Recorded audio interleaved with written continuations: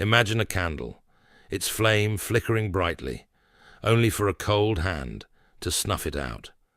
Narcissists often speak in ways that dim your spirit, using subtle phrases to trap you in self-doubt, control, and confusion. These traps are more than words.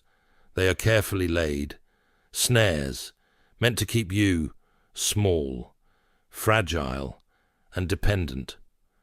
Narcissistic relationships are like tangled vines, where growth is choked and fear becomes the gardener.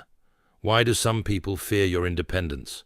Why is your confidence such a threat to them? These are questions that deserve reflection, for recognizing these traps is the first step toward freedom. As C.S. Lewis wisely noted, a man can't be always defending the truth. There must be a time to feed on it.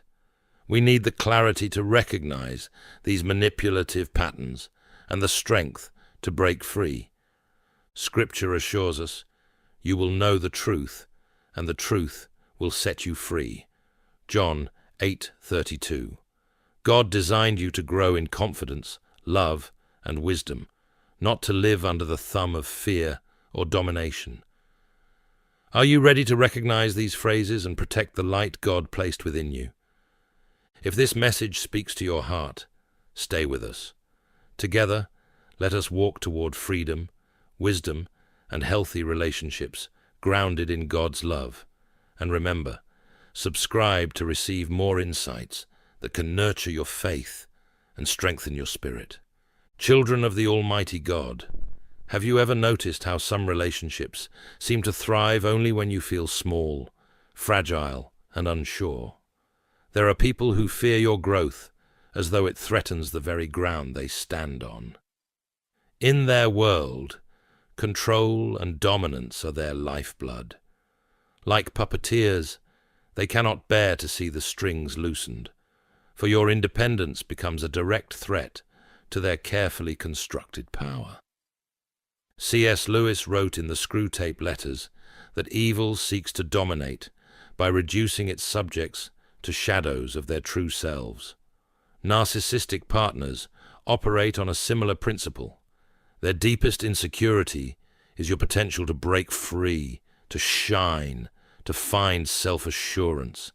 So they weave a web of manipulation, subtle put-downs, passive-aggressive remarks, and cold dismissals, ensuring that your confidence is eroded, your wings clip before you take flight.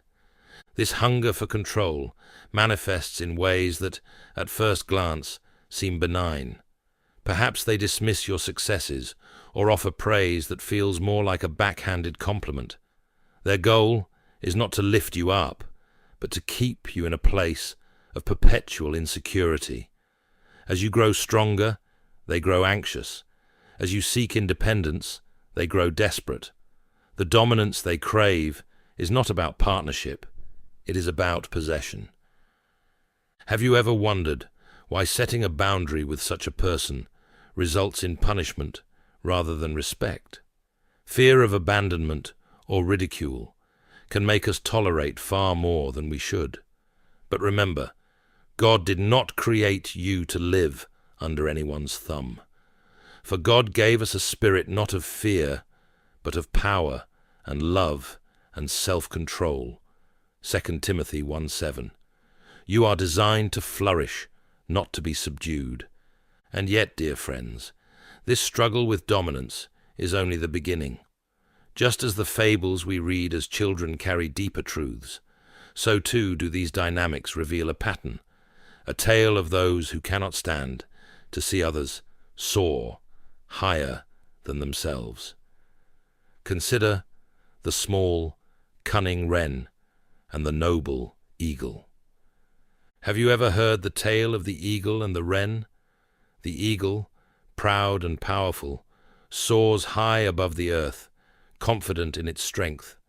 The wren, a small, unassuming bird, cleverly rides on the eagle's back, leaping off at the highest point to soar just a little higher.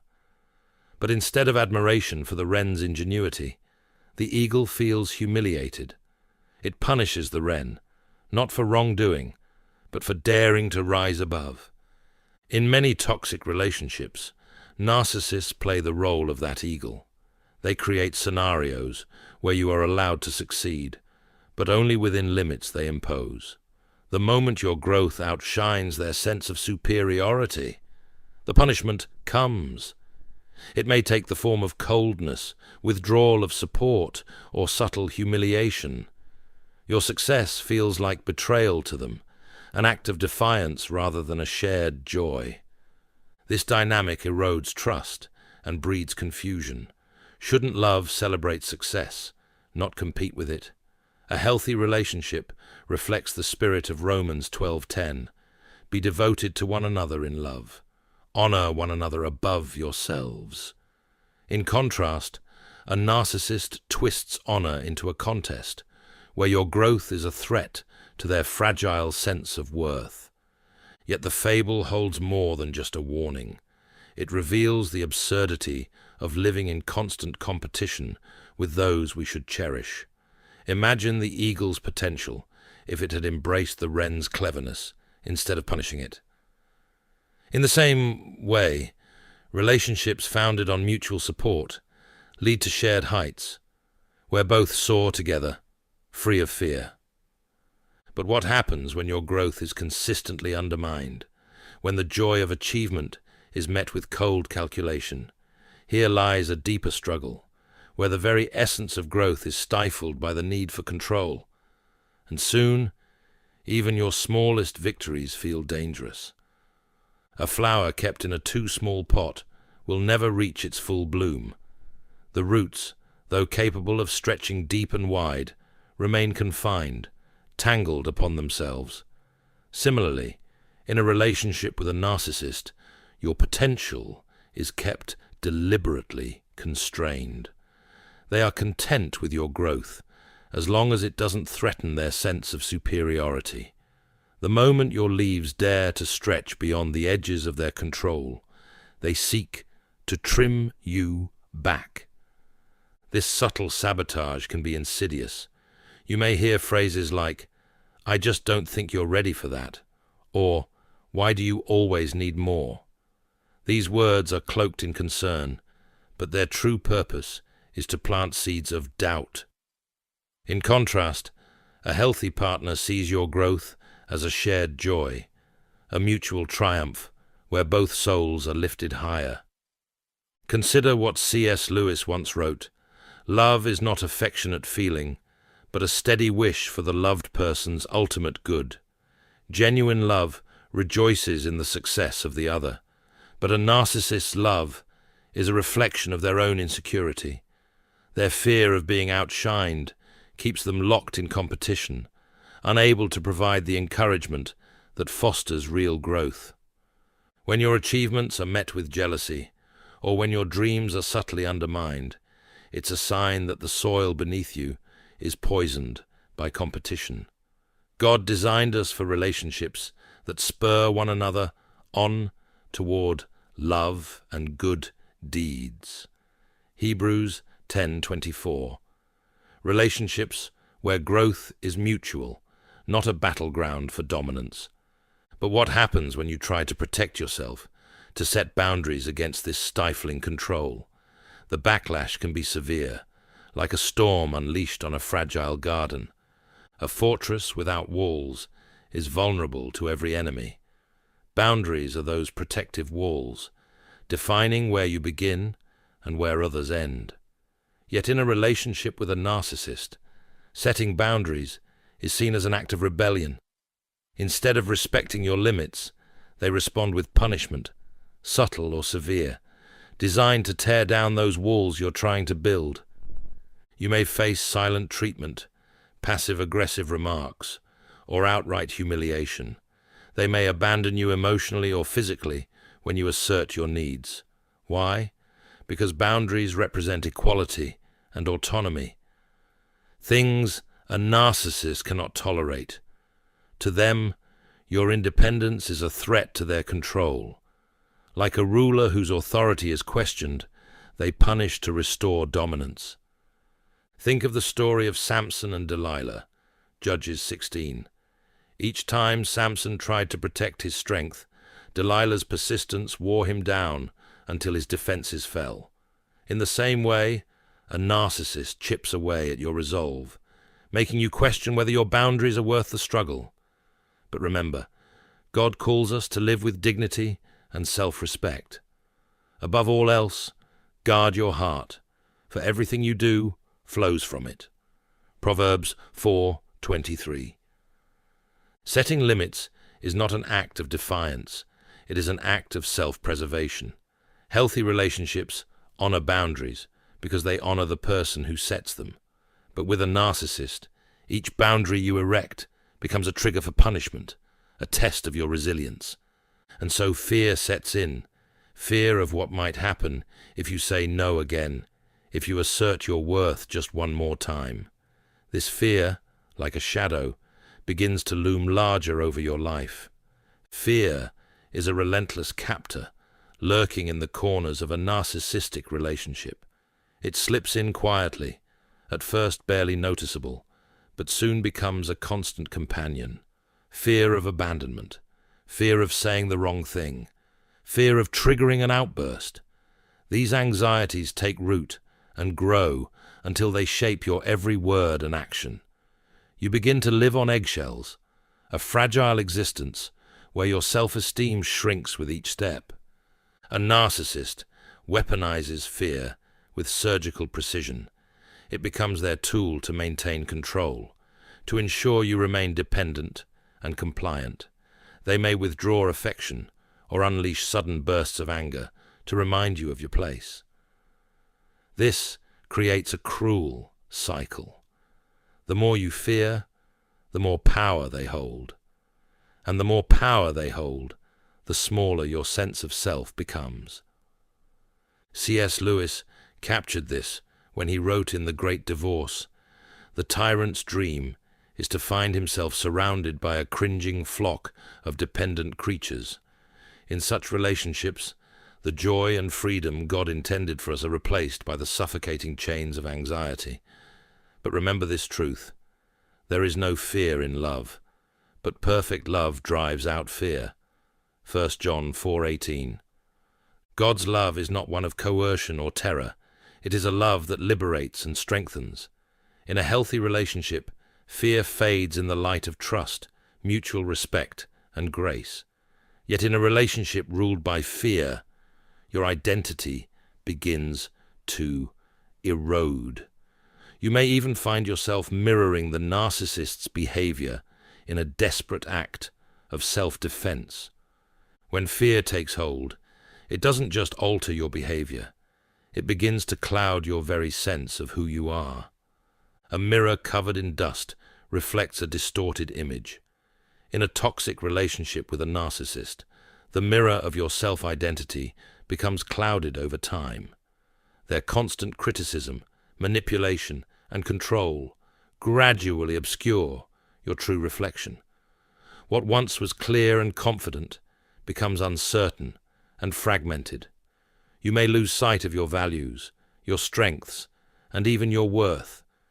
In a desperate attempt to survive, you might begin to reflect the very behaviors you despise. When pushed to defend yourself, you may find anger rising where once there was patience. Perhaps sarcasm or coldness seeps into your words, traits you once rejected, now taking root. C.S. Lewis warned of this danger in the Screwtape Letters. The more often he feels without acting, the less he will be able ever to act, and in the long run, the less he will be able to feel. The longer you live in this dynamic, the harder it becomes to separate your true self from the person you've been forced to become. This erosion of identity is not just damaging, it is deeply isolating. You may feel trapped in a cycle of self-loathing, wondering how you ended up here. Yet remember, your identity is not defined by this relationship. God's word in Psalm 139 verse 14 reminds us, "I praise you because I am fearfully and wonderfully made." Beneath the layers of distortion, your true self, crafted by God, remains intact. But how can you protect that self when every conversation seems designed to draw you into conflict and confusion. There is wisdom in knowing when to step back, when to stop engaging in battles that only deplete you further. In such moments, the path forward is to guard your heart and refuse to enter their traps. C.S. Lewis once wrote, "The safest road to hell is the gradual one, the gentle slope, soft underfoot, without sudden turnings, without milestones, without signposts." Engaging deeply with a narcissist can feel like this gradual slope, where each small argument chips away at your peace, your confidence, and your sanity. The safest path is to recognize the trap and refuse to walk into it. This doesn't mean silence in the face of injustice. It means choosing where to invest your energy. In Proverbs 26:4, we are warned, "Do not answer a fool according to his folly, or you yourself will be just like him." Protecting your spirit sometimes means disengaging, not as an act of surrender, but as an act of wisdom and self-preservation. True engagement is meant for relationships where growth and understanding flourish. And in such relationships, you'll find encouragement, not competition, as the foundation for genuine connection.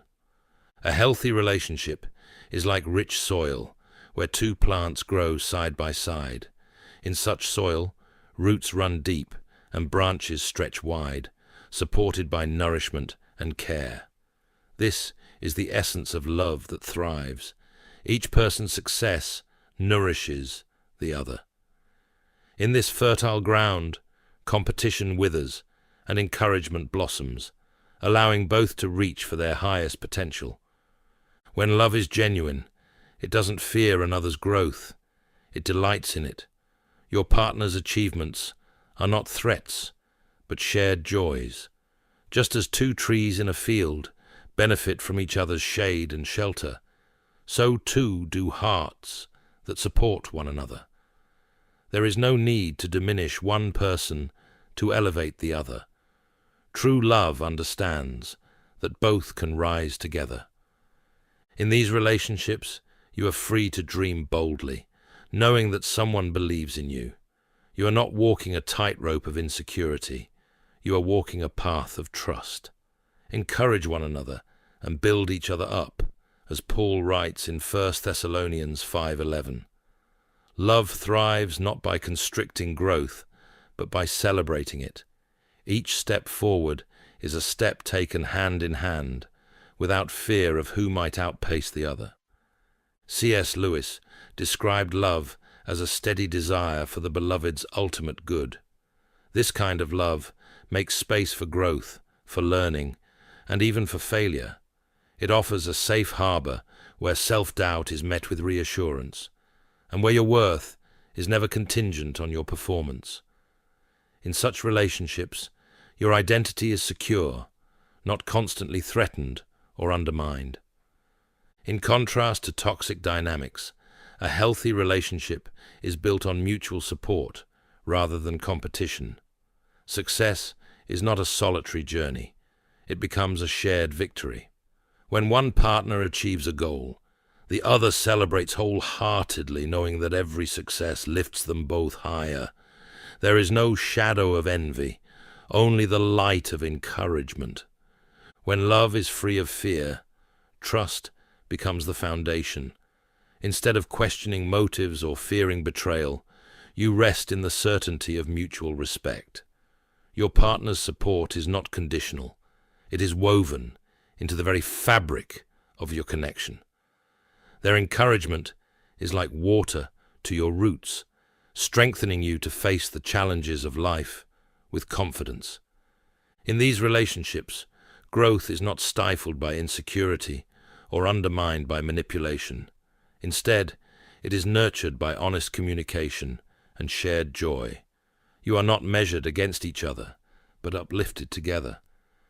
There is no need for pretense, no fear of failure, only the freedom to become the person God created you to be. The beauty of this dynamic lies in its reflection of God's love for us. Just as He encourages us, forgives us, and strengthens us, we are called to do the same for those we love. Love is patient. Love is kind. It does not envy. It does not boast. It is not proud.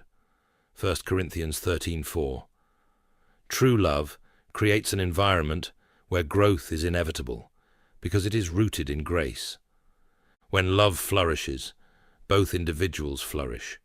Boundaries are respected, dreams are encouraged, and achievements are celebrated. Each person finds strength in knowing they are fully accepted, fully supported. This is the kind of love that reflects divine design, a partnership where neither person is diminished, but both are empowered. In such fertile soil, there is no place for fear or control.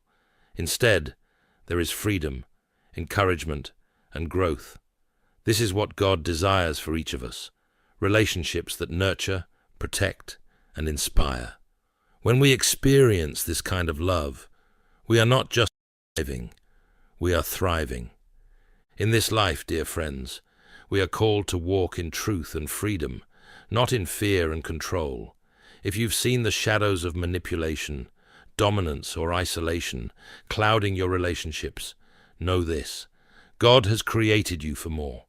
He has equipped you with the wisdom and strength to set boundaries, protect your spirit, and nurture healthy, life-giving connections. Take a moment to reflect. Where in your life do you see the signs of these traps?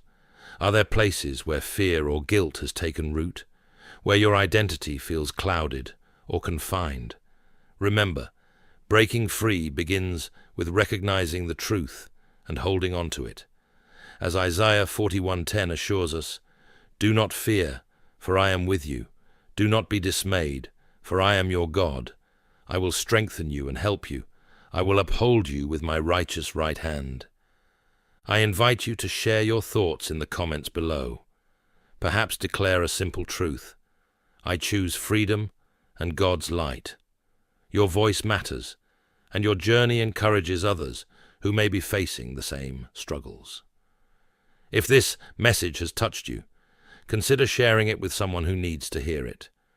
And don't forget to like and subscribe for more content that strengthens faith and fosters growth. May you walk boldly, with a heart anchored in God's love and truth.